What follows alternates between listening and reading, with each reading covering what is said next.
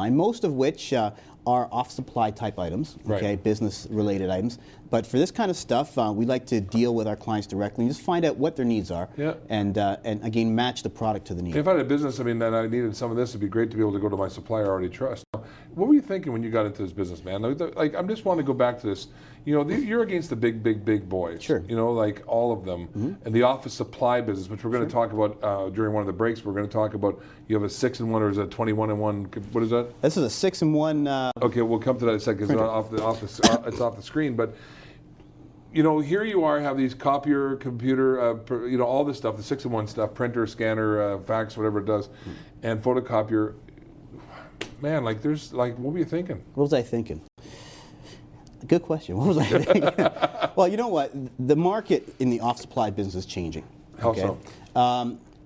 The market was dominated on the retail end by a number of very large competitors of which like we Staples, the one we know those ones. Exactly. And Granite Toy, of course. Yeah. Exactly. Now, what's happening here is that the market is actually contracting. So you're actually going to end up in the short run with, and it's most likely one very large player in the market. As an example, Granite Toy, for example, they're moving out of the retail business and moving into a more technical type of business for their clients. Yeah. That's Staples recently bought over a company called Corporate Express. So if you're using Corporate Express, you're actually buying from Staples. So there is still room for the smaller players in the marketplace. Right. We, as a smaller player, provide what we think is a better level of service. I mean, more often than not, you walk into a big box store, whatever happens to be, and there's really nobody there to service you, and nobody to tell you or to help you with the product that you need. Yeah, we're going to go to break, and I want to speak to that for a moment. I was in a big box store recently. I just want to tell you the story. I was in a big box store, and I couldn't find anybody to help me, and no matter what. So what I did is I picked up the phone that had the intercom. I had nothing to do with office supplies. It was like a home renovation place. And I picked up the phone. I said, frustrated customer in aisle 7, frustrated customer in aisle 7. I got attention. It worked well. Anyways, tonight we're going to be talking all kinds of gadgets. You got computer questions. You got technology questions. Mark is here from Avanzar, I say right now. And we're taking your calls. What should you buy? What should you avoid? Welcome to tonight's show. Good to have you with us. Mark is here from Avanzar. I said it wrong earlier on. I said Avanzar. And so, you know, what do I know? The accent they grabbed was on the wrong syllable, right? Same thing. Yeah, I'm okay? Yeah, you're good. All right, fine. You're good. So here's the deal. Tonight, you're welcome to call in. I mean, are you thinking about making a purchase? And you're looking at the newspaper and you're saying, oh, that's a good deal. Look how far down that's dropped in price. And there are going to be some good deals out there given the Christmas season we're going into. But is it the right purchase? Are you going to spend that $500 that should have been $800 but you went, look, there's $300 off? Can that marketplace afford a $300 price discrepancy? A lot of people I've talked to in the industry say there is not $300 in margin in these products, so what are they taking out of the questions? So my question to Mark, and then we'll come back and talk about some stocking stuffer ideas, like, you know, stuff like you can put in your stocking and it doesn't make it hard to walk on. But we can talk about that more in the digital stuff. But before we get to that, Mark, let's talk a little bit about products that you have preferences for. Let's say in the camera line product, you have that. And then I want to talk about the computer line, because some people are going to be getting a laptop here because it's the right thing. Sure. So let's talk about cameras, the small little digitals. Small little digitals. I brought the GEs because I do like the GE product. Okay. I also do like the some Panasonic product. Panasonic has a great line of disc-based video cameras as well too. They're actually very small. Some of them actually fit in your pocket. So that's a good line of product. PCs. Yeah. HP has a great line of products out, of PC products out. Now you have to really decide when you're buying a laptop in particular, what is your preference? Are you into the large screen, great DVD type action, so you're going to buy almost like a desktop replacement, or are you a road warrior such as myself? And is weight an issue for you? Yeah. And then, you know, that's really where you really need to start when you're buying a laptop. Well, let's talk about that in a moment. We're going to go to a caller right now, and then we'll come back. But when we do come back to this, I want to ask those questions about, you know, how much stuff do we need? How much memory power do we really need? You know, how many gigs do we really need? I mean, my first computer was 1 gig. You know, of course, okay, maybe, you know, it's fine. Anyways, George, thanks for calling in. Hiya, George. Hi there. How are you? Great, thank you. Good. Okay, fire away. What do you got to say?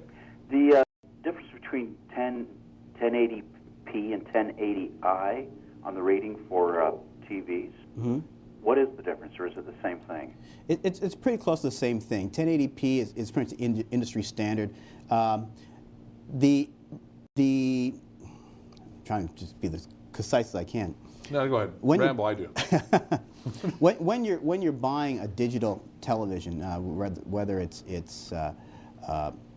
LCD or plasma, 1080p is where you want to go. Right. Most digital say full 1080p. Well, it doesn't say full 1080p. You're looking at a 940p. Hang or on. something So wait a less minute. than So that. the buyer beware. If it doesn't say full, If it doesn't say full, that means that it can ramp up to it or get around it. it can. Yes. That's a So marketing ploy. You got to Okay. look for the words full 1080p. Okay. All right. And Alrighty, and if I buy a TV and I get an HD box with it, like for free, because they're offering them for a 3-month period from Rogers, does that cover the new issue of the digital boxes coming in February? Well, I can't answer for Rogers, so I don't have an answer for you on that. Now, most televisions are HD ready, okay? Right. So they will accept the Rogers or digital boxes. so what's these words referring to here? Is that there's a what is the concern? I don't know anything about it Well, because I don't have an HD. I got like a tube machine still. Some TVs don't actually have the HD receiver in them. Capacity. Okay. Exactly. So the Right. HD receiver is actually in the box itself. So you have to be concerned when you buy the television. Does it have the receiver to transmit the signal or not? Now, if it doesn't, do you have the box on the outside that does that? Is that Yeah, correct? they And do. it patches it. Is there a difference in the quality? There is a difference in the quality. So is it better to have an internal versus Yes, external? better to have it internal. So that's a good point, right, George? Right. Better So- for an internal. Okay. Better for internal. So is it better for him to so now they're offering him the box, but does he need the box? What do you need the box if he actually has an internal? You still need the box to get the HD signal. Okay. The channel's in HD. Okay. But when it gets to the TV, what happens, right? Is it going to actually be HD on his television is the question. Ah. Okay. So you can get HD ready or built-in HD. So that's the words to look for: HD ready or Yeah. built-in HD. Okay, there you go. Okay, and just a quick one. The extended warranty, is it worthwhile? Pardon me? Extended warranties. Extended warranties, are they worthwhile? On what items are they worthwhile? It depends on what brand you're buying. Tell me why. Okay. Some brands have a better reputation in terms of life than others. Right? So, I mean, if you have a good quality brand, you wouldn't buy an extended warranty? I personally would not buy an extended warranty on a good quality brand. And what's a brand good name. quality brand? Like something that we recognize, but not necessarily? Like Panasonic, you like? Panasonic, I do like. Toshiba's, I like. Okay. Samsung is one of the better brand names when it comes to some of the televisions. Okay. But if the lower end ones, I would probably buy it on the lower ones. You'd buy it on the lower ones? What about Sony? I'm not a big fan of the Sony product. I don't think that the quality of the Sony product is there in the LCD. That's just my In opinion. the LCD, in the television. Okay. Yeah.